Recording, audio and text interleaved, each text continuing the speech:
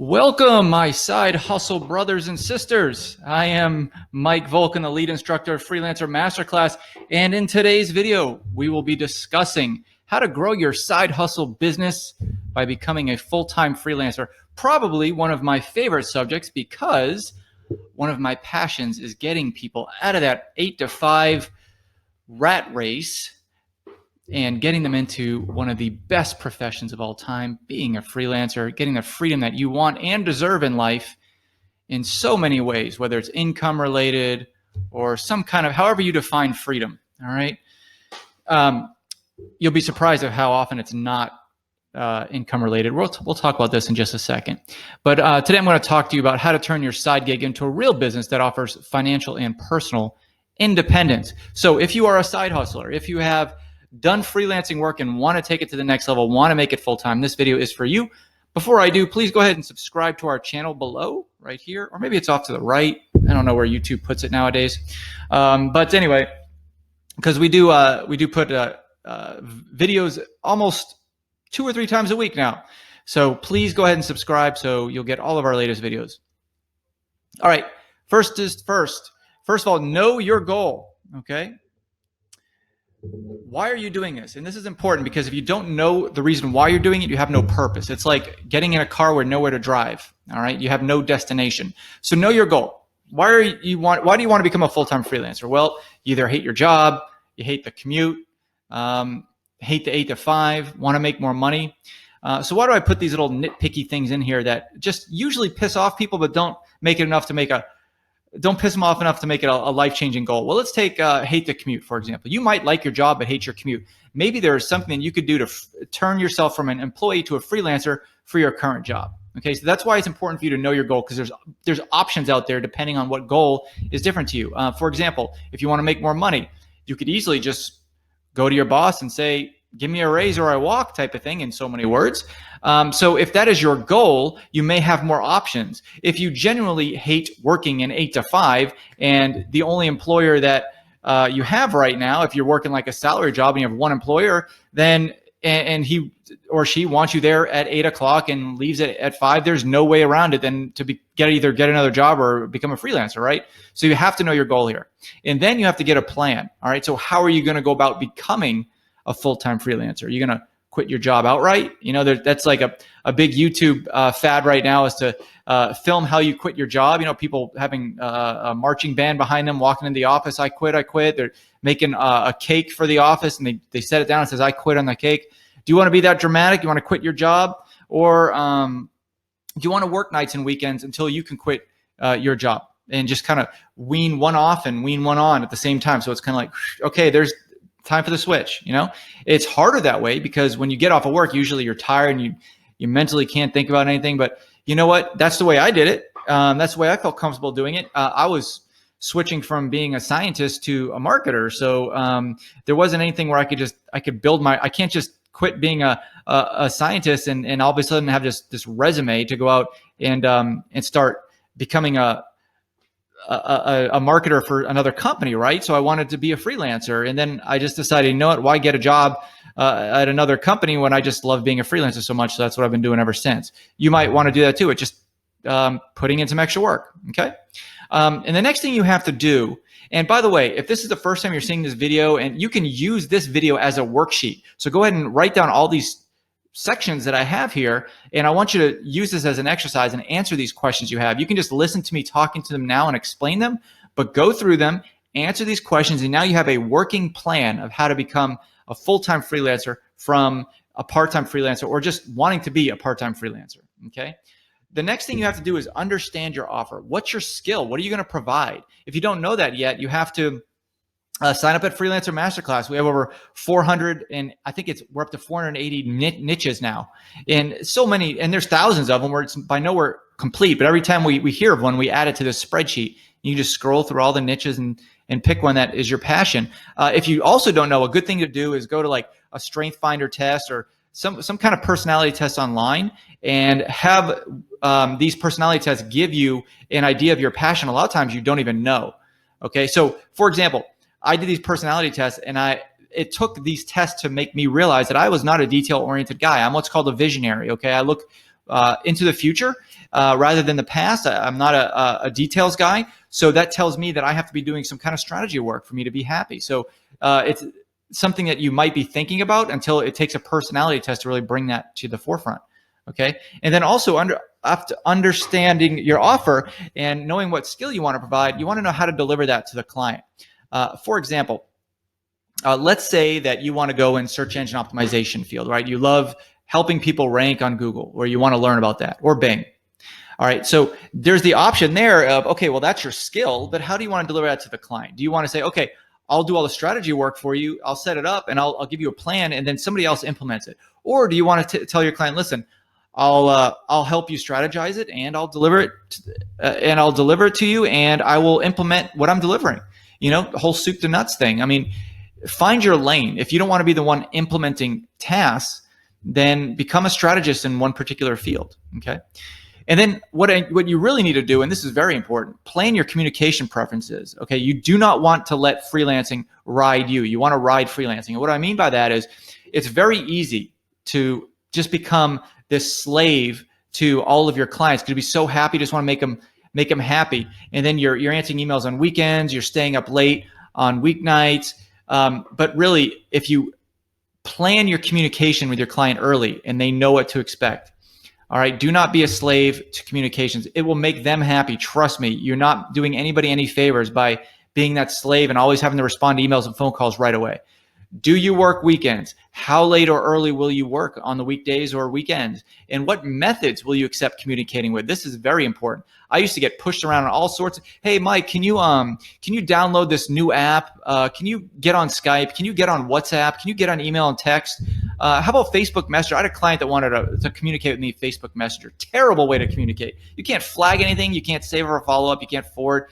It's awful. So unless you want to just have 15 modes of communication coming at you in all these different directions, that'll drive you nuts. You want to tell your client right up front, this is the only way I respond. And this is the only way I communicate, rather. And this is what I do. And you can steal this from me if you like. I tell my clients that I respond to emails 3 times a day, morning, noon, and night. And I also tell them, if you want to call me, book a time on my calendar, unless it's an absolute emergency. Book a time on my calendar, and I give them a link to my calendar where they can book a time. And you can do that through any number of apps. I use calendly.com. All right. I'm talking fast because I want to make this fast. I could talk for 3 days about this, but maybe I should do a seminar on this. If you have any interest in me doing a seminar in your city, come and write in the comments below and tell me what city you're at, and I'll consider if I get enough interest in one city. But anyway, understand your ideal client. So what's the position that they're in? Are they the managers? Are they the CEOs? You know, usually, unless you're going for the CEOs, it's going to be a mid-level or enterprise level company that's making 10 million a month or 10 million a year or more, where they can afford mid-level managers. Okay. But usually if you're doing small businesses, they're CEOs, they're partners, maybe an investor or two, but you have to know what position you're going to go after and what industry do they want to work in. Now, I particularly don't prescribe to working with any particular industry, but most freelancers do. Okay. Sometimes I wish I did specialize in industry, but I just like marketing strategy work so much. I don't want to turn down certain companies that sound interesting to me. I do, however, specialize in business to consumer, B2C, not B2B. I'm kind of shying away from that whole industry. So there's that whole side of what you want to work in as well. B2C, B2B, or B2G, which is business to government. I wouldn't personally get involved with that, but if you do have experience with government work, you'll be in a vast minority of freelancers who do have experience with that. And I apologize, I just see my blinds are just making a big row across my face here. Also, understanding your client, you want to know what the primary problems they need help with, because sometimes your skill set might not overlap with the solutions that you can provide for them. So you want to make sure that there's a good fit there between the problems that they have and the solutions that you can provide. Okay. Okay, I just had to pause the video because I tried to get rid of the vertical lines. I think I did a little bit. Map your back-end processes. So how will you manage tasks? There's a lot of task management platforms out there. They're called project management platforms. I use teamwork.com. You can use Monday. You can use Asana. Trello. There's hundreds of them, or I don't want to say hundreds. There's dozens of them, and they're very cheap, like 25 or 50 bucks a month.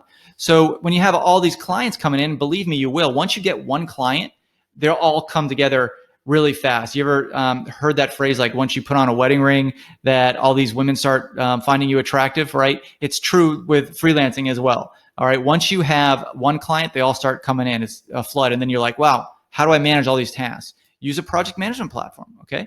What contracts do you have in place? Do you not have a contract in place right now? Until you're taking on clients, you're leaving yourself with a lot of liability on your hands. And then what rate will you set? There's a lot of ways to set rates. We talk about that at Freelancer Masterclass. What you could do is just take your yearly salary that you're making now and subtract three zeros. So if you're making $40,000 a year, now you just subtract the three zeros and you charge $40 an hour. I mean, that's a really rough way to do it, but you'll find that if you keep yourself very busy as a freelancer, that's pretty darn close. That is if you want to match your existing salary. But as a freelancer, you can actually charge way more. How will you charge? Hourly, fixed, etc. You know, you don't only have to charge hourly. In Freelancer Masterclass, we talk about all the different ways you can bill a client, but you can do fixed price. Okay, you can do it milestone based. So you can say, okay, I understand the complete scope of the project. I will charge you X amount, and you know, whether I get it done in a week or a month, that's what you're going to pay. That's what I prefer, especially if you do work that's very repeatable and template-ish. Oh yeah, that you can make a lot of money doing fixed price. How will you handle a billing? PayPal, Square. I mean, there's dozens of different ways, but you have to understand from your client how they accept payments. Okay, someone who hires a lot of freelancers, I hate it when a freelancer sends me a bill from a payment processing platform I've never heard of before. I got to sign up. I got to send in ID. I got to get my payment verified. I got to verify my bank. Forget that stuff. I won't hire that freelancer again. So ask your client up front, how do you prefer to handle billing? Is it through credit card? Okay, great. And then you sign up with a PayPal account or something simple until you could find a better solution. PayPal is good. It's not the best though. It's unique on what you think is the best based on your volume of work and how you process your books. Your bookkeeper might be able to give you some suggestions. QuickBooks might be a solution for you. And will you hire anyone? And if so, who? So you might be someone, going back to our strategy, SEO strategy person. You know, if you want to deliver the strategy and say, hey, listen, I've got someone on my team who can implement this strategy. And then you bill the client out $40 an hour. This person that you're paying, you pay him $20 an hour, and you keep the spread there between 20 and 40. That's what an agency is. So if you want to hire someone right off the bat, you can cross-sell a client on some work that they've already paid for, and they can do. They can also hire you from some other work that you necessarily won't be implementing, but you'll be managing. Okay. So what marketing engine do you have in place?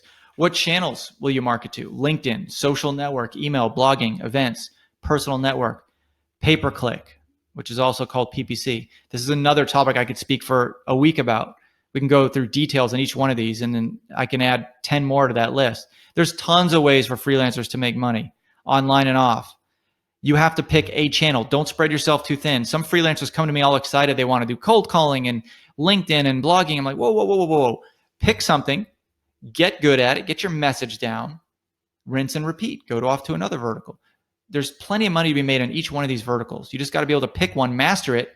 And then the goal is to get someone to automate that from someone who can do the work for you, and then move on to another marketing channel. Okay, that's how you want to tackle it. How often will you do it? Okay, so do you want to market daily? I suggest you do, just so it becomes a habit. And then do you have a budget for it? Do you want to throw $2,000 a month into pay-per-click ads, into Facebook ads and Google ads, and see what comes out of it? If so, you should have a pretty good funnel down. You should have a landing page. You should have the good ads that solve a problem. You should have a good opt-in form. You should have a good follow-up sequence. But you have to have a budget for certain things. You can't, I mean, LinkedIn seems free, but then you could do LinkedIn ads, which are expensive, but they'll get much more targeted and faster results for you. So do you have a budget for this stuff? Because that will change your vision for how you market. Okay, so I hope this becomes a great exercise for you to answer these questions. And I want to see you full-time freelancing very soon. Good luck.